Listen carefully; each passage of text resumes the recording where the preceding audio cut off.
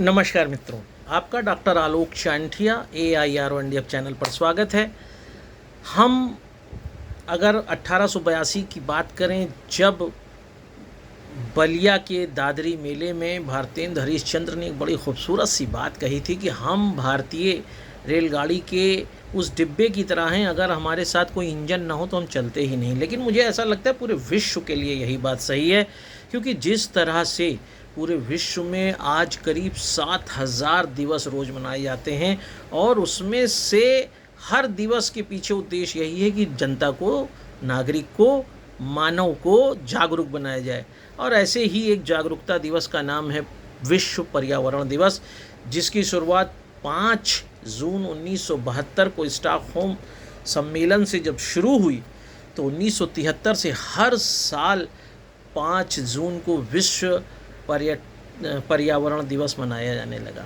यूँ तो अगर हम अपने देश के उस महाकाव्य की बात करें जो हर घर में पूजनीय है, रामचरितमानस की, उसमें गोस्वामी तुलसीदास ने बड़ी खूबसूरती से लिखा है कि क्षिति जल पावक गगन समीरा, पंच रचित अति अधम शरीरा। मतलब हमारा शरीर जिन तत्वों से मिलकर बना है वो और कुछ नहीं है। ये आकाश, ये वायु, ये पानी, ये आग, ये ज़मीन, इन्हीं से मिलकर बना है और अंत में इन्हीं में मिल जाता है। अगर हम इसी पर फोकस करें तो हमको यह बात जानने में आसानी हो जाती है कि वास्तव में जब हम पर्यावरण की बात करना चाहते हैं तो निश्चित रूप से हम जिस वातावरण में रह रहे हैं, उस वातावरण में के साथ साथ जिस जल के साथ हमारा संयोजन क्या है, हमारा मिट्टी के साथ संयोजन क्या है, हमारा वायु के साथ संयोजन क्या है, ऊपर आकाश के साथ संयोजन क्या है, नीचे धरती के साथ संयोजन क्या है, और इन सब के समुच्चय के साथ हम मानव या कोई भी जीव जंतु कैसे जीवित है। हमारा इसी पर्यावरण का मतलब ही यही है कि वातावरण और मनुष्य के बीच में या किसी भी जीव जंतु का वातावरण के साथ संबंध पर्यावरण कहलाता है। लेकिन जो एक शब्द आ रहा है बार बार, वातावरण, जिसे आप अंग्रेजी में एटमॉस्फेयर कहते हैं, एटमॉस्फेयर की जब आप बात करते हैं तो वो पर्यावरण से थोड़ा भिन्न है या सिर्फ एक गैसियस अवस्था है। हमारे पृथ्वी पर जो वायुमंडल है, that is known as atmosphere. और आपको मालूम है कि जब इसीलिए यह वायुमंडल के कारण ही पृथ्वी पर जीवन संभव है। आपको यह भी मालूम है कि इसी वायुमंडल को भेदने की क्षमता पैदा करने के लिए पलायन वेग का नाम आपने सुना होगा, जो 11.2 किलोमीटर प्रति सेकंड की रफ्तार से होता है। और इस वायुमंडल को भेदने के लिए ही इस पलायन वेग की ज़रूरत होती है। और इसी जब कोई अंतरिक्ष यान जब पृथ्वी पर वापस आता है तो पृथ्वी की सतह और अंतरिक्ष के बीच में यही वह वायुमंडल होता है जिसके घर्षण से होकर निकलना होता है उस अंतरिक्ष यान को।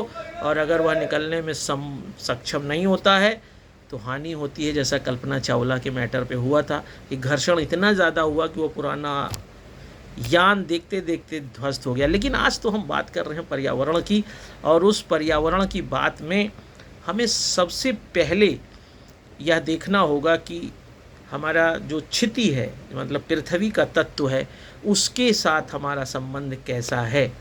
और उससे भी बेहतरीन बात यह होगी कि हम जब पर्यावरण की बात कर चुके, वातावरण की बात कर चुके, पर्यावरण को इंग्लिश में एनवायरनमेंट कहते हैं, और एनवायरनमेंट के अलावा एक शब्द और आता है इकोलॉजी। इकोलॉजी में का मतलब ये होता है पारिस्थितिकी, और पारिस्थितिकी में सिर्फ हमारा वातावरण के साथ संबंध नहीं है, बल्कि हमारा दूसरे इकोसिस्टम से कैसा संबंध, हमारा दूसरे जीव जंतुओं के ऊपर कितनी आश्रितता है। और इस एक पूरा वातावरण मनुष्य और दूसरे जीव जंतुओं में, उसमें फ्लोरा फाना दोनों आ जाते हैं, पेड़ पौधे, जीव जंतु के साथ, वातावरण के साथ जो हमारा संबंध है और जिसके कारण हमारा स्थायित्व है, उसको इकोलॉजी कहते हैं। लेकिन हम यहाँ पर ना इकोलॉजी भी बात कर रहे हैं ना वातावरण पे। हम सिर्फ और सिर्फ, चूँकि 5 जून को पर्यावरण दिवस मनाया जाता है, इसलिए आवश्यकता इस बात की है कि हम सिर्फ पर्यावरण की बात करें। और मैंने जैसा आपसे कहा, क्षिति की बात जब हम करते हैं तो हम जानते हैं कि यह जो ज़मीन है, जो मिट्टी है, उसके अंदर करीब 18 ऐसे एलिमेंट हैं जो हमारे शरीर को आवश्यक हैं।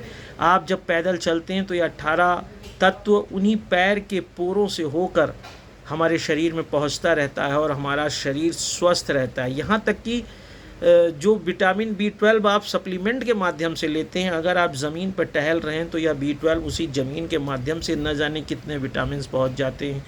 Magnesium, manganese, silica, iron, calcium, ये सारी चीज़ें पोर्स के माध्यम से आपके शरीर में पहुंच जाती हैं। लेकिन बढ़ती जनसंख्या और उत्पादन के बीच बढ़ते असंतुलन ने दो बातें करी हैं। एक तो हमें यह प्रेरित किया है कि हम उसी ज़मीन से ज़्यादा उत्पादन करने के लिए उर्वरकों का प्रयोग करने लगे, केमिकल्स का प्रयोग करने लगे, और उस केमिकल्स के कारण हमारे शरीर में केमिकल्स का इम्बैलेंस होने लगा। तो सबसे पहले जो हमें सोचना चाहिए जब हम पर्यावरण की बात करते हैं कि उस पर्यावरण में मिट्टी की शुद्धता कितनी है। शायद आपको यह बात मालूम हो कि हर वर्ष सहारा जैसा रेगिस्तान जो है वह करीब 7600 वर्ग किलोमीटर बढ़ रहा है। ज़रा कल्पना करिएगा। और एशिया का सबसे बड़ा जो मरुस्थल गोबी है वह 2250 वर्ग किलोमीटर प्रतिवर्ष की रफ्तार से बढ़ रहा है। कहने का मतलब है कि ज़मीन के अंदर से पानी समाप्त हो रहा है। पानी समाप्त होने का मतलब मिट्टी ख़त्म हो रही है। मिट्टी के ख़त्म होने का मतलब उत्पादन धीरे धीरे कम होता जा रहा है। इसलिए हमको रुकना होगा, हमको यह महसूस करना होगा कि जो मिट्टी धीरे धीरे क्षारीय होती जा रही है, जो मिट्टी धीरे धीरे बलुई होती जा रही है, और उस मिट्टी के अंदर का जो पानी निकाल कर हम उस अंतरा अवकाश को ख़त्म कर रहे हैं मिट्टी के बीच में, और केवल बालू ही बालू बच रही है। अगर उसे हमने समय रहते नहीं रोक लिया तो फिर अनाज का उत्पादन होगा कहाँ से? क्या केवल केमिकल्स के बने हुए, जैसा कि आपने देखा है चीनी मॉडल्स में पत्ता गोभी, मिर्चा सब केमिकल से बनने लगे हैं, चावल केमिकल से बनने लगा है। लेकिन उन सारे केमिकल्स को खाकर यह शरीर कितने दिन स्वस्थ रह सकता है? केमिकल्स का इम्बैलेंस आपको तरह तरह के वायरस का घर बना देगा। और सबसे बड़ी ख़तरनाक चीज़ है कैंसर। उस कैंसर से हम कैसे बच पाएंगे? इसको जब आप विश्व पर्यावरण के दिन सोचेंगे तब आप समझ पाएंगे कि जिस पृथ्वी के लिए कहा गया है क्राग्रे वसते लक्ष्मी कर मध्य सरस्वती कर मूले तु गोविंदा प्रभाते कर दर्शनम समुद्र वसने देवी पर्वत स्तन मंडले विष्णु पत्नी नमस्तुभ्यम पादस्पर्शम क्षमस्व में, जिस पृथ्वी को आपने क्षमा मांगते हुए स्पर्श किया था रोज़ सुबह, उस जमीन के प्रति हम उदासीन हो रहे हैं। इस उदासीनता को समाप्त करना और मिट्टी को महसूस करना, उसके लिए वृक्षारोपण करना ज़रूरी है। केमिकल का प्रयोग उत्पादन में कम करने के लिए हमें महसूस करना ज़रूरी है। पानी का दोहन कम करना ज़रूरी है, तब हम मिट्टी की उपयोगिता समझ पाएंगे।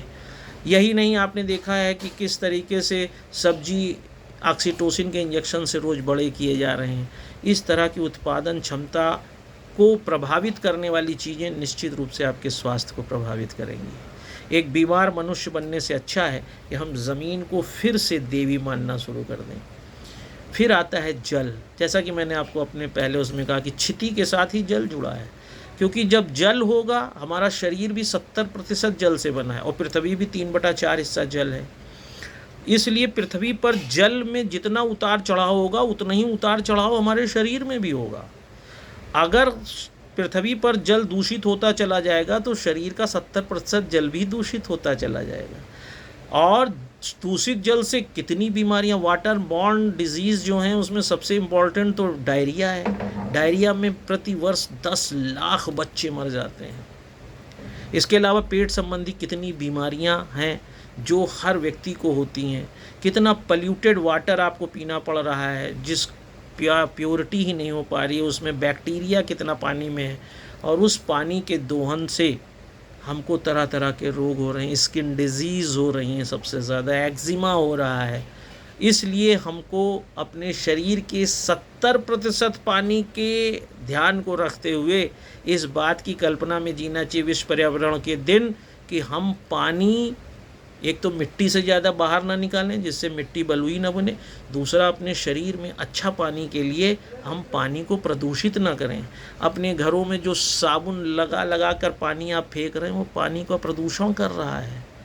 आपको अपने घरों पे वाटर हार्वेस्टिंग प्लान लगाना होगा अगर आप पर्यावरण की बात कर रहे हैं, और आपको गंदा पानी नदियों तक जाने से रोकना होगा। एक बहुत अच्छी बात मैं आपको बताऊं, आप अपने घर बोरिंग करा लेते हैं और वह बोरिंग करा के जो पानी आप निकालते हैं वो पानी सीवर लाइन के द्वारा तालाबों में चला जाता है। तो जिस जगह पर आप रह रहे हैं उस जगह पर तो पानी की कमी हो रही है, क्योंकि वो पानी नदी में जा रहा है, जबकि वो पानी आपके घर के पास ही, बर्बाद पानी को आपने अगर वाटर हार्वेस्टिंग करते हैं तो वहीं पर वो घर का निकाला पानी घर के नीचे ही चलता रहता और घरों के नीचे पानी की कमी ना होती। अगर आप इस पे नहीं समझे तो जैसे आज आप अध्ययन करते हैं सिंधु घाटी सभ्यता क्यों ख़त्म हो गई, ऐसे आपको अपने देश के, अपने विश्व के घरों, जिलों, शहरों के ख़त्म होने की कहानी पढ़नी पड़ेगी। क्योंकि जब शहरों के नीचे पानी नहीं बचेगा तो बिन पानी सब सून, पानी गए न उबरे मोती मानस चून। तो पानी की सुरक्षा करिए, रक्षा करिए। नहीं तो जिस तरीके से पानी बरसना बंद होता जा रहा है, जब पानी और ज़मीन नहीं होगा पेड़ नहीं लगेंगे, जब पेड़ नहीं होगा तो पानी नहीं बरसेगा। ब्राज़ील में अमेज़न के जो जंगल हैं उसमें विश्व की कुल बरसात का 20% पानी वहीं से बरसता है। पूरे विश्व की बरसात का 20% पानी वहाँ से होता है। जब आपके यहाँ पेड़ ही नहीं होंगे तो वाष्पोत्सर्जन नहीं होगा, वाष्पोत्सर्जन नहीं होगा तो पानी नहीं बरसेगा। इसलिए सबसे ज़रूरी है कि हम जल की सुरक्षा करें।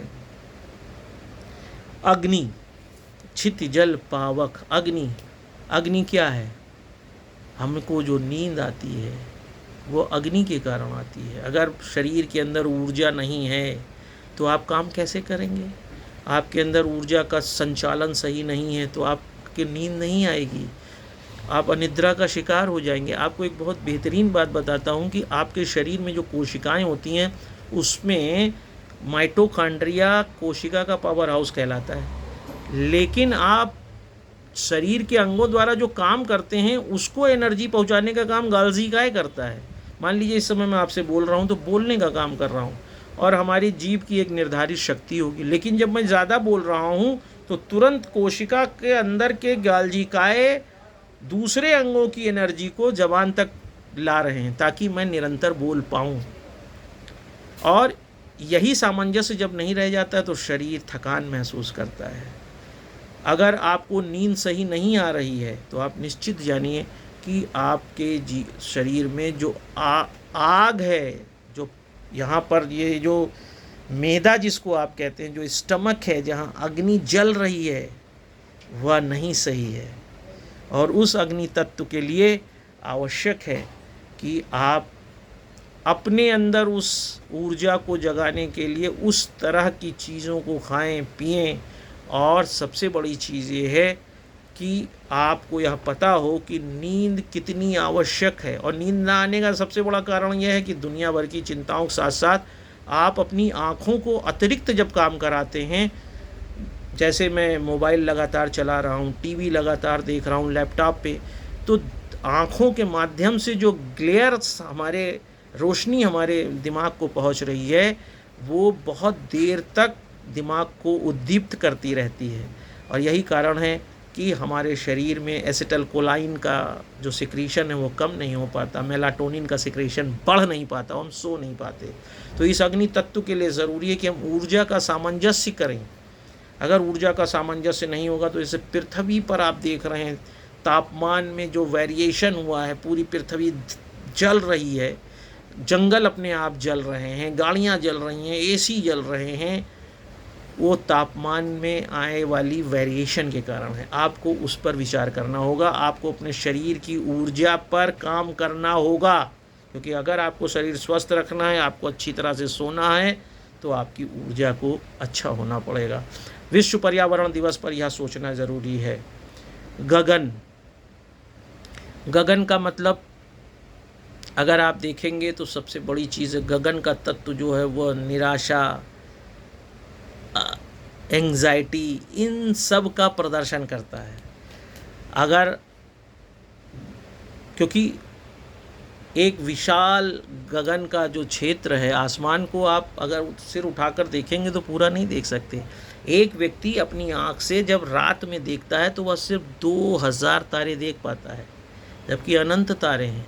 इसी तरह से जो आकाश का तत्व है वो अनंत है और उस अनंत के तरफ अगर आप सामंजस्य नहीं रखेंगे तो जो एंग्जाइटी है, जो एसिडिटी है, ये सारी समस्याएं बढ़ती चली जाएंगी, खासतौर से एंग्जाइटी जैसी समस्या। और उस एंग्जाइटी की समस्या का समाधान जब तक आप पर्यावरण से जोड़कर नहीं देखेंगे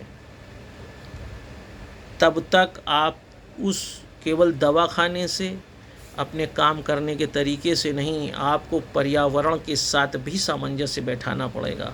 जिस गगन को आप देख रहे हैं, अगर उस गगन के बारे में और उसके प्रतीक के बारे में आप नहीं जान रहे हैं तो आपके अंदर की जो एंग्जाइटी है उसको आप नहीं समझ सकते हैं। आपको एंग्जाइटी को समझना होगा। और वायु का तो आप जानते ही हैं, समीरा, आप सांस ले रहे हैं। यहाँ तक कि आपको छोटी सी बात बताऊं कि बुज़ुर्ग लोगों को अक्सर आपने देखा होगा बेडसोर हो जाता है। बेडसोर क्यों हो जाता है? क्योंकि जिधर की तरफ वो लेटा दिए गए उधर उनका शरीर दबा रहता है और कोशिकाओं का शरीर बिस्तर के साथ दबा रहने के कारण वायु नहीं पाता है। जब वायु नहीं पाएगा तो ऑक्सीजन नहीं मिलेगी और वह कोशिकाएं सड़ जाती हैं, जिसे आप बेडसोर कहते हैं। तो आपको पता होना चाहिए वायु कितनी अच्छी होनी चाहिए। और वायु का मैं कहूँ, आप ध्यान से देखें तो हमने आपने सिर्फ भौतिक संस्कृति के लिए जितना नुकसान वायु को पहुंचाया है उतना किसी चीज़ को नहीं पहुंचाया है। वायु प्रदूषण का लेवल इतना ज़्यादा हम करते जा रहे हैं कि हम अब कार्बन डाइऑक्साइड छोड़ने के बजाय शरीर से कार्बन डाइऑक्साइड पीने लगे हैं। हमने एक तो पेड़ काट के कार्बन डाइऑक्साइड को नियंत्रित करना छोड़ा, गाड़ियाँ खूब चलाना शुरू किया, इसके अलावा धूम्रपान करना शुरू किया। और जिस शरीर में कार्बन डाइऑक्साइड होनी नहीं चाहिए, ऑक्सीजन होनी चाहिए, उस शरीर में ज़्यादा से ज़्यादा कार्बन डाइऑक्साइड पहुंचने लगा और कार्बोक्सी जो हीमोग्लोबिन बनने लगा, उससे शरीर दूषित हो गया है। जब शरीर में विषैला खून हो जाएगा तो you can't imagine a healthy environment inside your body. That's why you should think about the quality air. और क्वालिटी एयर तभी आएगी जब आप ज़्यादा से ज़्यादा पेड़ लगाएंगे, आप पानी को स्वच्छ रखेंगे और चारों तरफ का वातावरण इस तरह का होगा। आप जानते हैं कि आज आप भौतिक संस्कृति में समझते हैं कि सब कुछ कृत्रिम तरीके से होना चाहिए। जिस तरह से फैक्ट्रीज़ लगाई जा रही हैं, कारखाने, और उनसे हमारी सारी नदियां गंदी हो रही हैं। आपको मालूम है भारत जैसे देश में 1932 में पहली बार चार्ल्स ने बनारस की गंगा नदी में कारखाने का जो कचरा डाला तो फिर यह अनगिनत सिलसिला शुरू हो गया। और जब ये कचरे गिरते हैं, अक्सर आप जब घर से फेंके हुए कूड़े को कूड़े खाने में देखते हैं और उसके बगल से गुजरिए तो एक अजीब सी बदबू आती है। कभी आपने सोचा वो बदबू क्या है? वह H2S है, हाइड्रोजन परऑक्साइड है, हाइड्रोजन सल्फाइड है, सॉरी। और यह गैस जो है बहुत बदबू करती है।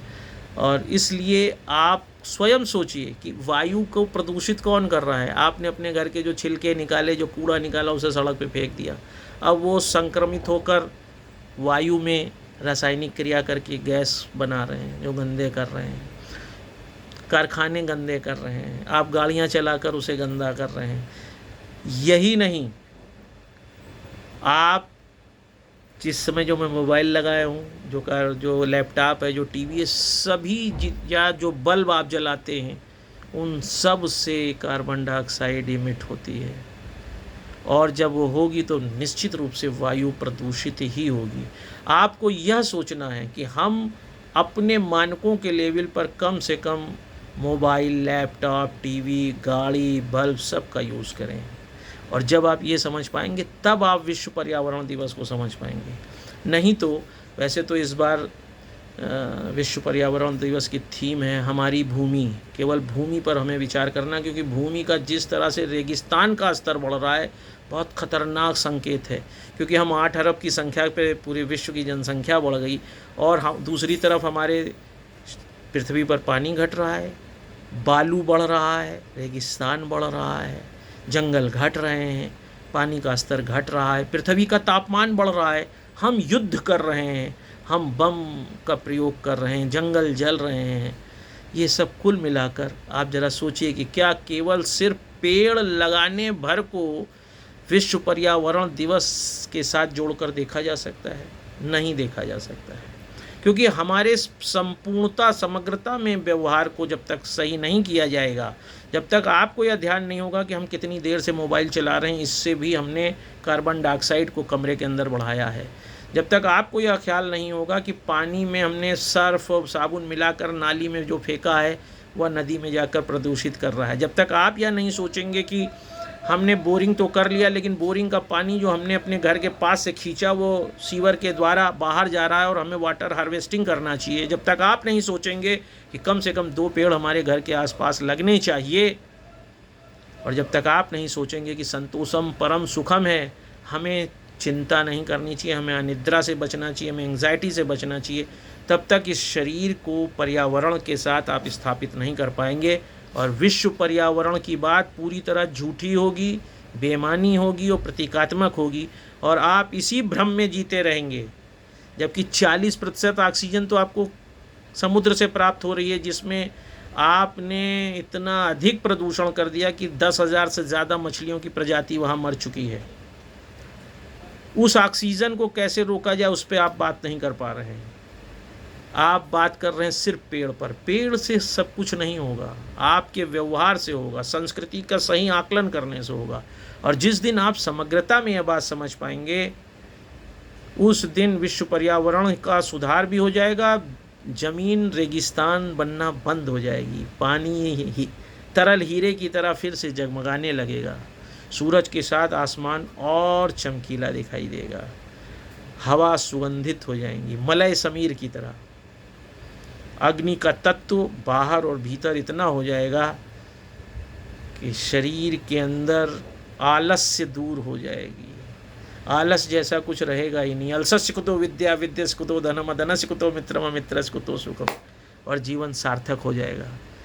मैं जो वीडियो बनाता हूँ वो इस तरह से बनाने का प्रयास करता हूँ कि आप ये समझें कि वास्तव में उस शब्दों का मतलब क्या है। एक केवल औपचारिकता में शब्द को समझ लेना और उसका अर्थ केवल ये निकाल लेना कि पेड़ लगाना पर्यावरण है, यह उचित नहीं है। पर्यावरण का मतलब है कि हमारा इस वातावरण के साथ क्या संबंध है। पर्यावरण का मतलब है जितने भी पृथ्वी के तत्व घटक हैं उनके साथ मेरा संबंध क्या है, या किसी जीव जंतु का उसके साथ क्या संबंध है, चाहे वह जल घटक हो, चाहे मृदा घटक हो, चाहे वायु घटक हो, सभी घटकों के साथ हमारे संबंध क्या हैं और उन संबंधों में कितनी कमी आई है, उसको समझना पर्यावरण है। और इसीलिए मैंने यह वीडियो बनाया है। अगर आपको यह बात अच्छी लगे तो इसे दूर तक ले जाइए, क्योंकि सार्थक अर्थ में विश्व पर्यावरण दिवस मनाया जाए और अखिल भारतीय अधिकार संगठन अपने कर्तव्य में न सिर्फ सार्थक हो बल्कि उसका एक सदस्य होने के कारण मैं आलोक शांडिया किसी अच्छे विषय पर फिर आपके साथ हूँ। नमस्कार।